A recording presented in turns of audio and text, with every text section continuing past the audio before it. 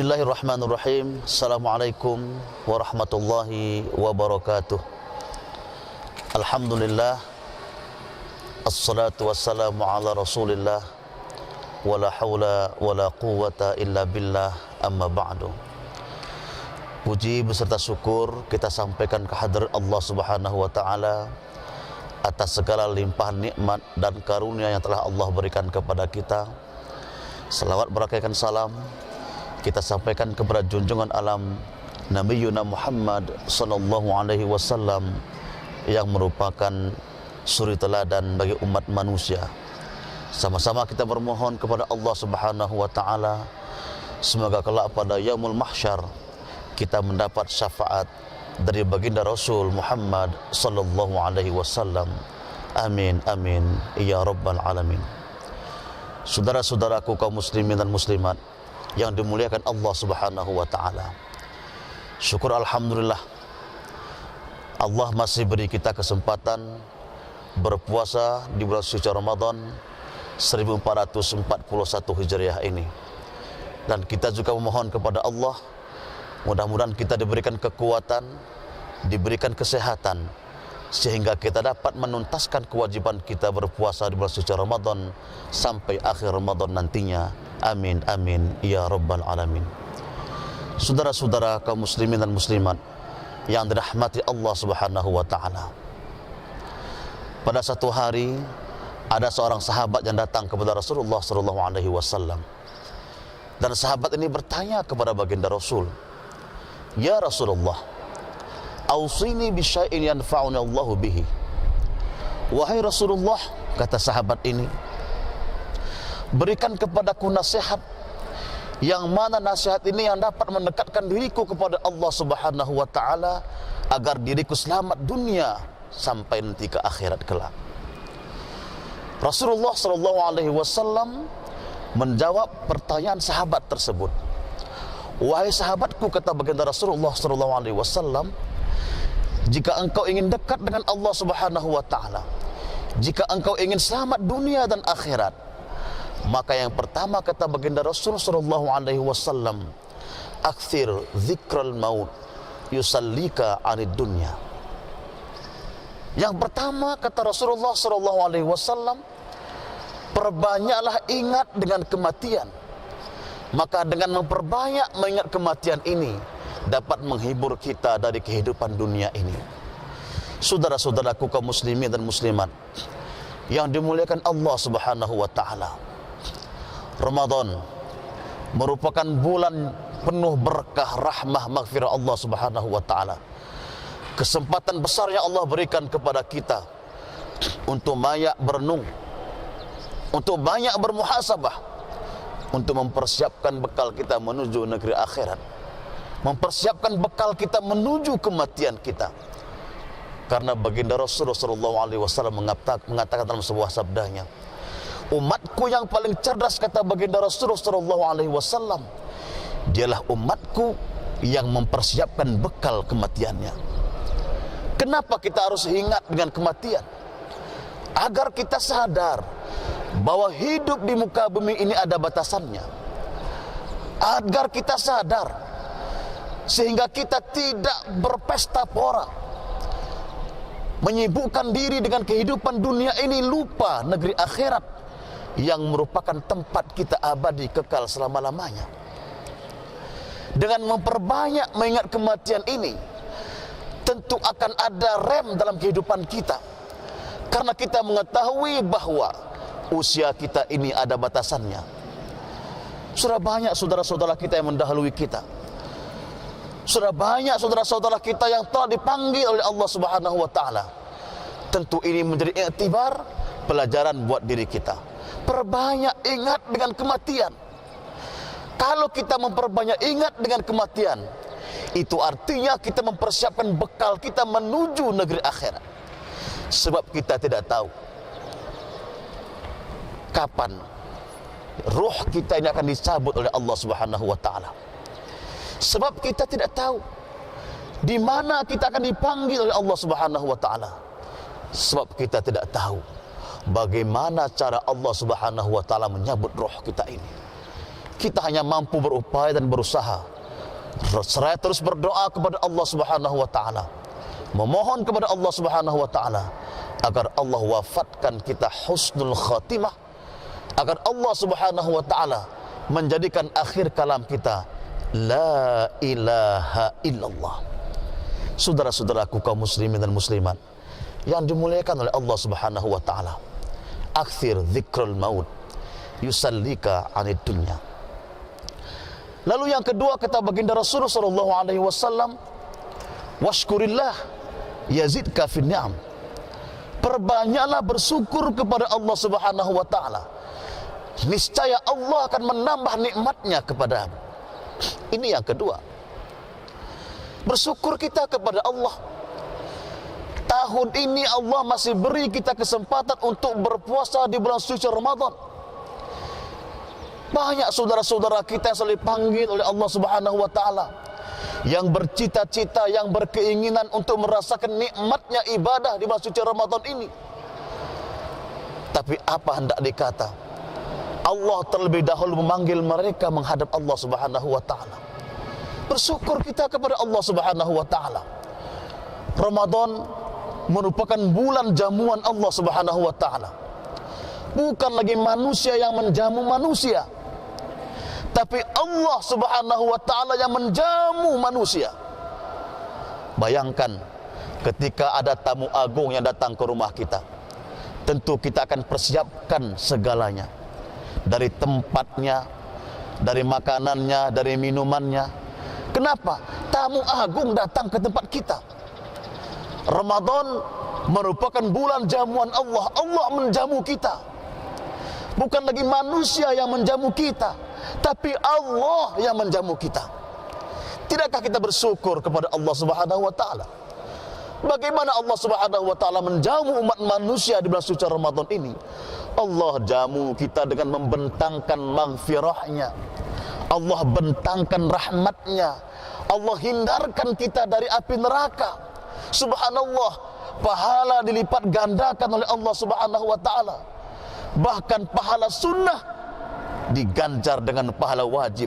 Subhanallah, karunia yang begitu besar Allah berikan kepada kita, nikmat yang begitu besar Allah berikan kepada kita. Tidakkah kita bersyukur kepada Allah Subhanahu wa taala? Apa itu syukur kepada Allah? Syukur itu adalah tasarrufun ni'mah limardatillah. Syukur itu adalah mempergunakan nikmat yang telah Allah berikan kepada kita sesuai dengan keridhaan Allah Subhanahu wa taala.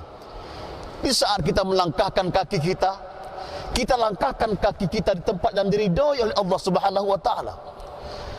Ketika kita memandang, tidak ada yang kita pandang kecuali tempat-tempat yang diridhoi oleh Allah Subhanahu wa taala.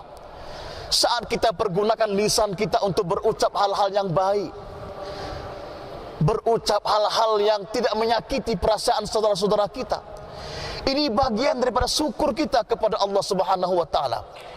Termasuk Ramadan yang Allah berikan kepada kita saat ini, kesempatan emas yang Allah berikan kepada kita, kita manfaatkan dengan sebaik-baik mungkin. Jangan kita biarkan Ramadan berlalu sebelum dosa kita diampuni oleh Allah Subhanahu wa taala dengan cara beristighfar, bermunajat, memohon ampun kepada Allah Subhanahu wa taala. Jangan biarkan Ramadan berlalu tanpa kita manfaatkan beribadah kepada Allah Subhanahu wa taala. Salat 5 waktu, qiyamul lail, tadarus Al-Quran, bersedekah dan lain sebagainya. Begitu banyak amal-amal ibadah yang harus kita kerjakan di bulan suci Ramadan ini. Jangan sampai ini sia-sia kita lalui begitu saja. Bersyukur kita kepada Allah Subhanahu wa taala. Bersyukur Allah masih beri kita nikmat umur. Bersyukur kita kepada Allah Subhanahu wa taala. Ini kunci keberhasilan yang kedua kata baginda Rasul sallallahu alaihi wasallam. Lalu yang ketiga, apabila kita ingin mendekatkan diri kita kepada Allah Subhanahu wa taala, apabila kita ingin selamat dunia dan akhirat, yang ketika kata baginda Rasulullah sallallahu alaihi wasallam, wa aktsir du'a fa innaka la tadri anna yustajabu laka. Perbanyaklah berdoa kepada Allah Subhanahu wa taala. Perbanyaklah berdoa kepada Allah Subhanahu wa taala. Fa innaka la tadri anna yustajabu laka, sebab engkau tidak tahu doa yang mana yang diijabah oleh Allah Subhanahu wa taala. Ramadan, bulan diijabahnya doa. Mintalah kepada Allah Subhanahu wa taala. Bermohonlah kepada Allah Subhanahu wa taala. Apa yang menjadi niat dan hajat kita, mohon kepada Allah, minta kepada Allah. Ujibu da'watad da'i idza da'an, kata Allah Subhanahu wa taala. Niscaya saya akan kabulkan, saya akan ijabah doa-doa mereka yang meminta kepadaku, kata Allah Subhanahu wa taala. Terlebih di bulan suci Ramadan yang kita cintai ini, di mana doa-doa kita diijabah oleh Allah Subhanahu wa taala. Apa yang menjadi niat kita? Apa yang menjadi hajat kita, mintalah kepada Allah Subhanahu wa taala. Jangan malu kita menadahkan tangan, mengetuk pintu arasy, mengetuk arasy Allah Subhanahu wa taala. Mungkin selama ini kita ada bibit penyakit, punya penyakit, kita minta kepada Allah agar angkat penyakit dari diri kita, agar Allah angkat penyakit dari orang tua kita, dari saudara-saudara kita. Mohon, minta kepada Allah, mohon kepada Allah. Ada satu kisah dari seorang waliullah. Suatu saat dia duduk di samping masjid setelah melaksanakan ibadah salat 5 waktu. Di saat dia duduk, dia bermimpi. Dia tertidur lalu dia bermimpi. Di dalam mimpinya dia melihat penghuni-penghuni kubur banyak yang sibuk mencari sesuatu di atas rumput. Dia melihat penghuni-penghuni kubur sibuk mencari sesuatu di atas rumput. Begitu banyak penghuni-penghuni kubur itu, mereka sibuk mencari sesuatu di atas rumput itu. Dari sekian banyak mereka yang sibuk mencari sesuatu di atas rumput, ada seorang penghuni kubur itu yang diam, duduk, santai, tidak sesibuk mereka yang mencari sesuatu di atas rumput itu. Sehingga dia bertanya kepada orang tua tersebut, "Wahai orang tua, kenapa engkau hanya diam duduk saja? Sedangkan saudara-saudaramu yang lain, penghuni-penghuni kubur yang lain, mereka sibuk mencari sesuatu di atas rumput. Tapi kenapa engkau santai-santai saja?" Apa kata orang tua ini? "Wahai pemuda, wahai waliullah, saya bersantai-santai seperti ini. Coba engkau lihat bagaimana perilaku anakku yang masih muda belia. Dia adalah seorang pedagang di sebuah toko di sini. Dia berikan isyarat di mana tempat dia berjualan. Setelah itu seorang waliullah ini terjaga dari tidurnya dan dia penasaran. Ada apa gerangan dengan anak orang tua tadi? Dia mencari di mana posisi anak seorang tua tadi. Apa yang dilakukan oleh anaknya sehingga orang tuanya di alam kubur tidak sesibuk mereka mencari sesuatu di atas rumput. Santai, tenang, tersenyum, tertawa, bahagia.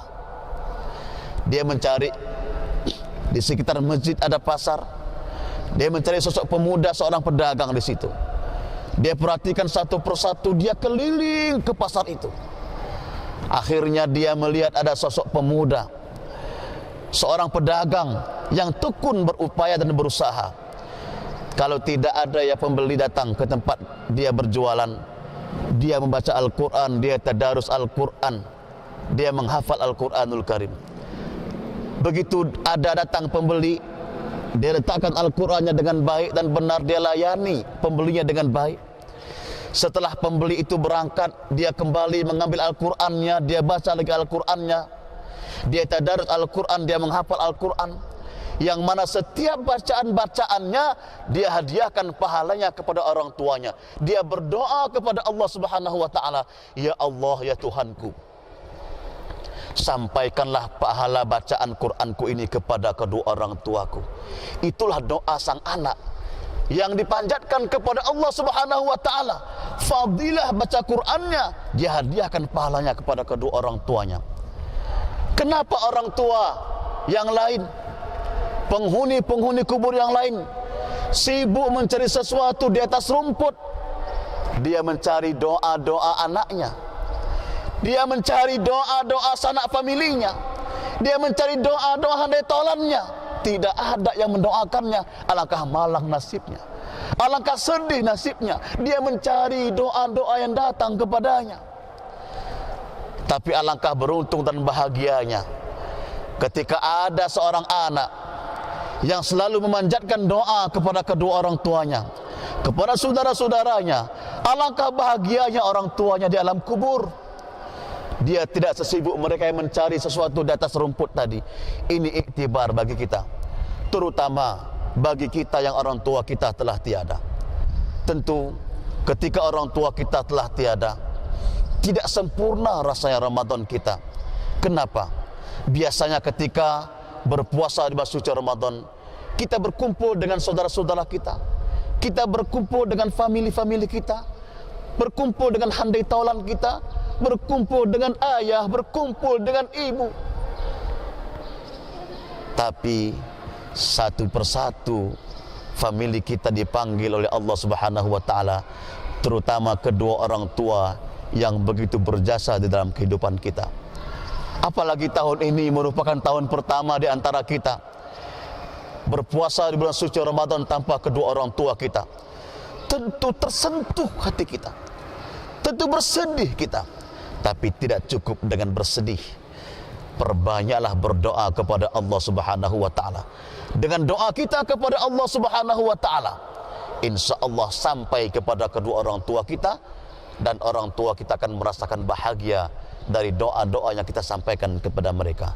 Saudara-saudaraku, kaum muslimin dan muslimat, pemirsa TV Agara yang dirahmati Allah Subhanahu wa taala, mari bersama-sama, kalau kita ingin sukses dunia dan akhirat, mendekatkan diri kepada Allah Subhanahu wa taala, pertama, mari sama-sama kita banyak ingat dengan kematian dan persiapkan bekal kita menuju kematian tersebut.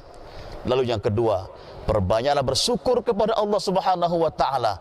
Apabila kita banyak bersyukur kepada Allah, Allah pasti akan tambah nikmatnya kepada kita.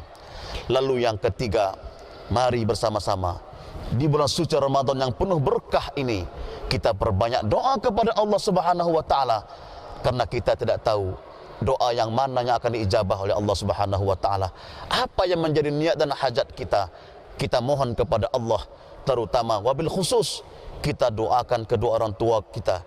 Bagi di antara kita ada yang masih hidup kedua orang tuanya, kita doakan semoga orang tua kita diberikan nikmat sehat, nikmat kuat iman dan Islamnya.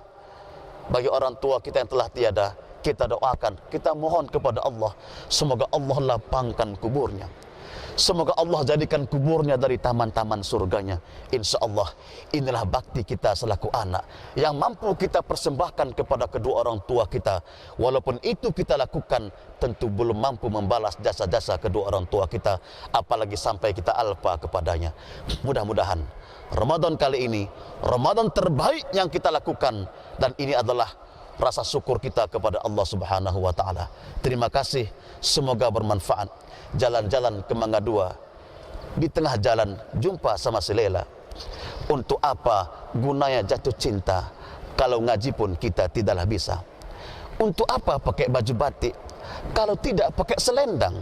Untuk apa berwajah cantik kalau hidup tidak sembahyang? Assalamualaikum warahmatullahi wabarakatuh.